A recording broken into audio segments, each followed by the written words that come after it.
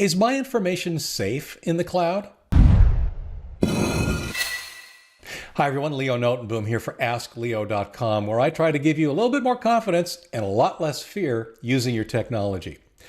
So this is one of those things that I kind of butt up against every once in a while as I talk to various people who are, in many cases, dead set against using anything associated with the cloud.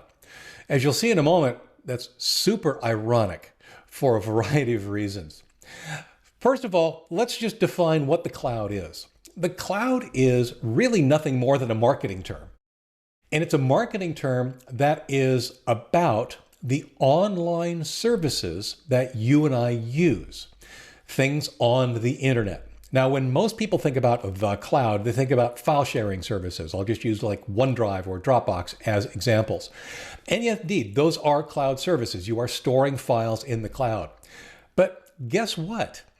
You've been using the cloud probably for decades before it was even called the cloud.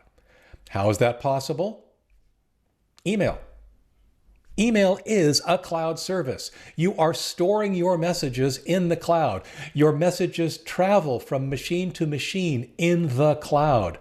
It's nothing new.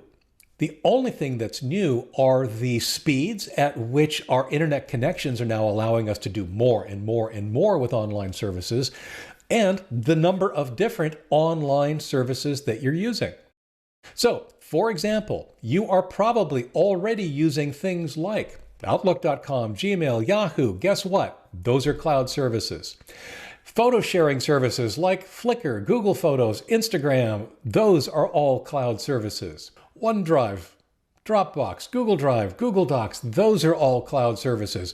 RoboForm, LastPass, Bitwarden, Evernote, Notion, those are all cloud services because they're all storing information that you provide in the cloud. Sometimes transitory information, sometimes information that you explicitly store in the cloud persistently. So, calling it the cloud, that's just marketing. These are just internet services. So with that out of the way, cloud security, yeah, it matters. Don't get me wrong, it matters. There are two types of information that are typically concerning when we talk about online services. Information about you, your email address, your passwords, your account numbers, your credit card numbers, that kind of stuff, and the information that you're using that service to manage, like your email, your address book, your files, your photos. When you're using any internet-based service, you're placing all of that information onto servers that, by definition, anyone on the internet can access.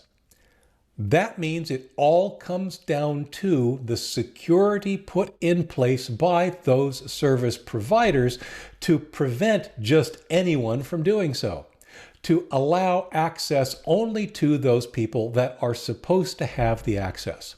Now, there are several different types of threats that we need to protect ourselves against. Threat number one is the one that I think a lot of people overlook, but is probably the greater threat: account hacks.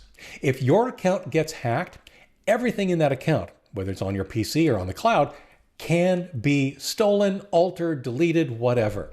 So what do you do to protect yourself? Well, you do the things we've been talking about for decades. Pick a strong password, set up and maintain recovery information, enable two-factor authentication wherever possible, access your account only from computers you know are secure. Don't share your sign-in information with anyone. I see this all the time. Avoid scenarios where your login information might be compromised, like hotels or open Wi-Fi. Take the time to understand the provider's security policy and privacy policy and their account settings to ensure that you're not accidentally publicly sharing something that you meant to be private. Yes, it's boring. It's not sexy. None of those things are. But when an individual account compromise happens, it can almost always be traced back to basically not having done one of those things. Threat number two is the one that I think gets the most publicity, but it's not the biggest threat. System hacks. Somebody hacks Gmail. Not your account. No, they hack Gmail. Well, it's never happened. Ditto for Dropbox or OneDrive or Hotmail or Outlook.com. That's what a lot of people are concerned about. It's not happened. It just hasn't. But that's what everybody's concerned about. If I put my information in the cloud, if the cloud gets hacked, then my information is exposed. It has not happened. The risk is minuscule. And as we'll see in a moment, there are ways to protect yourself. But I do have to say this. People are often very passionate about specific providers, or they don't trust specific providers. You know what?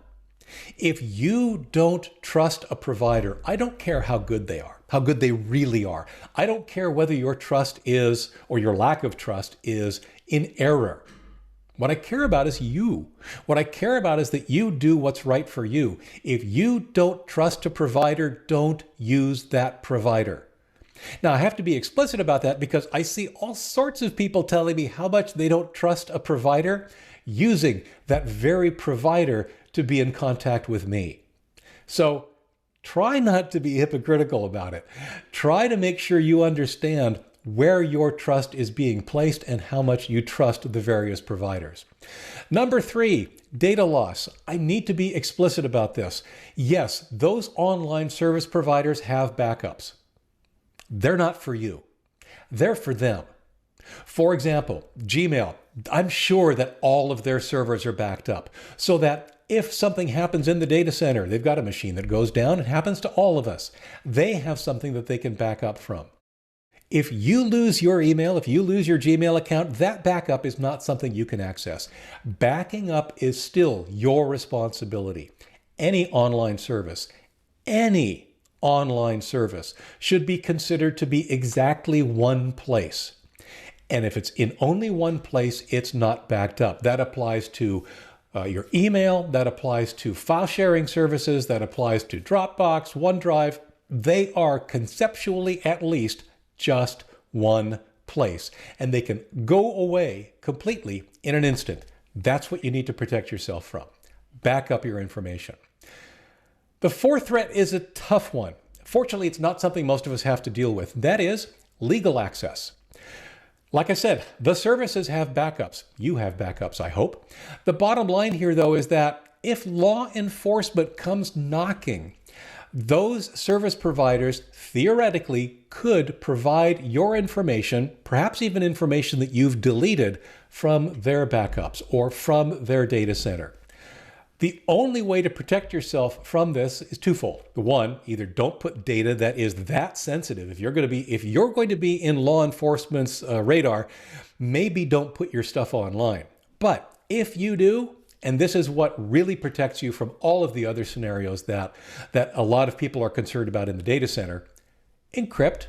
Encrypt what you put online. Encrypt it so that only you can decrypt it. If you can access your data through a web browser, then it's not encrypted. It's not safely encrypted. On the other hand, if you have to download it or if you have to use a tool like Boxcryptor to access the information, then you've probably got it encrypted in such a way that only you can access it.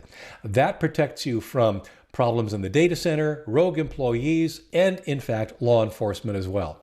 So with all that out of the way, I do want to say this. Yeah, you can protect yourself. The threats are there, but they are things that you have the ability to protect yourself from. And cloud services, be it email, file sharing, or any number of different things, including just watching this silly video, these are things that add so much value and information to our daily lives that I simply cannot see walking away from them because you're too afraid. You can protect yourself. You should protect yourself.